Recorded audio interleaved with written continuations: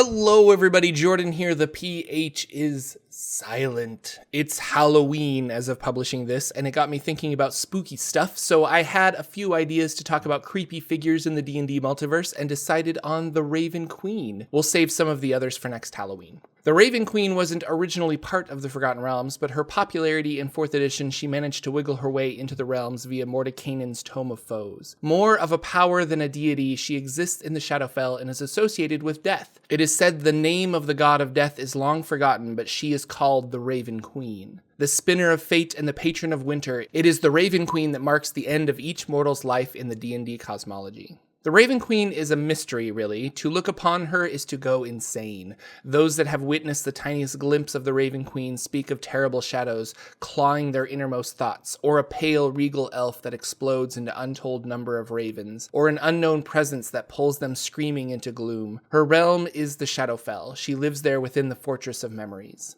The origins of the Raven Queen is tied to that of the ancient elves. There is going to be a few discrepancies with this video as the lore has changed from 4th edition to 5th edition, or rather there is a 4th edition version of this and there is the Forgotten Realms updated 5th edition version of events. I'm not sure if one rewrites the other or if they both exist in their own pocket worlds. That's up for you to decide. In the 4th edition lore, the Raven Queen was a mortal queen, a warrior or figure of great power. Despite all her power, she was still under the thumb of death and would die.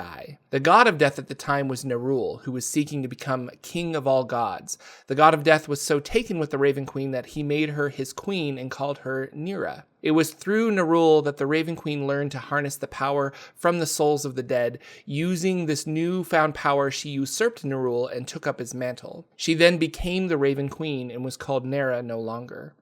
The other gods allowed this to happen with one exception. The Raven Queen was to become the god of death and not of the dead. Her position would be to safeguard a soul's passage from the natural world to whatever lay beyond. The Raven Queen hated being chained up like this, not able to devour and use souls for whatever purpose she willed, so she left the astral sea and created a palace in the Shadowfell. There she could unlock the secrets of soul magic in peace. It's at this point that the Raven Queen very carefully chooses sides with other deities to gather more portfolios and thus power. Again, this is 4th edition lore, but she sided with Corellon in the war against Lolth and claimed Lolth's domain of fate for her own. She did the same to Kala, the then god of winter, that was fighting against other deities. She sided with the resistance to stake a claim in the portfolio of winter, Kala being a 4th edition deity and not in the Forgotten Realms. 5th edition lore, the Raven Queen is heavily tied to the elves. She was one of the early elves and a great queen. Her followers apparently loved her more than they loved the gods. While Corellon and Lolth were fighting, she attempted to gain godly status by using the souls of the dead and the magic of her people. Her goal was to become a beacon for the fractured elf pantheon and unite them once more. Legend says she attempted to get Corellon and Lolth to work together and find peace, but her true motives are really lost to myth.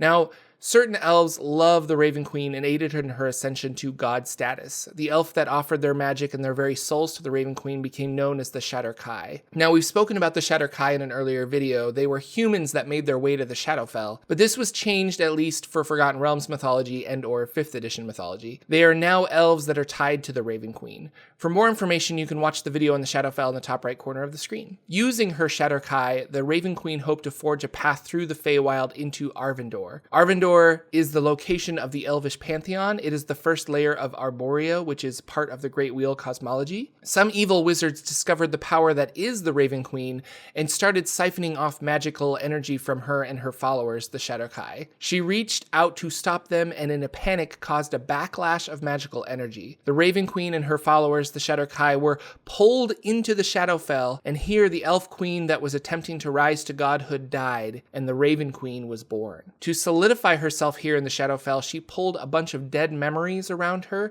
creating a cloak of identities that sustains her. They've given shape to the Raven Queen, keeping her from dissipating into nothingness. This also keeps her mysterious as she fills her realm with shadows and memories. She even crafted a home for herself and the Shardar-Kai here in the Shadowfell called the Fortress of Memories. It is built upon the remnants of dead gods and mortals, filled with mournful memories and echoes of the past. You can read about this more in Mordenkainen's Tome of Foes, which is the main and I believe only book for 5th edition Raven Queen lore. I feel they wanted to make a counterpart to the Eladrin. We have elves of the Feywild, we need elves of the Shadowfell. Tying the Raven Queen's history in with the elves made sense. For more 4th edition lore, I would recommend Dungeon Magazine 171, which you can find a link to in the doobly-doo below. The Raven Queen is not inherently evil, nor is she good. Death is a fact of life. She might be distant or detached, but she is not an evil figure. The Raven Queen is Death's guardian and holds the path for each soul as they wander their way into the afterlife. Her 3 areas or portfolios are Death, Fate, and Winter,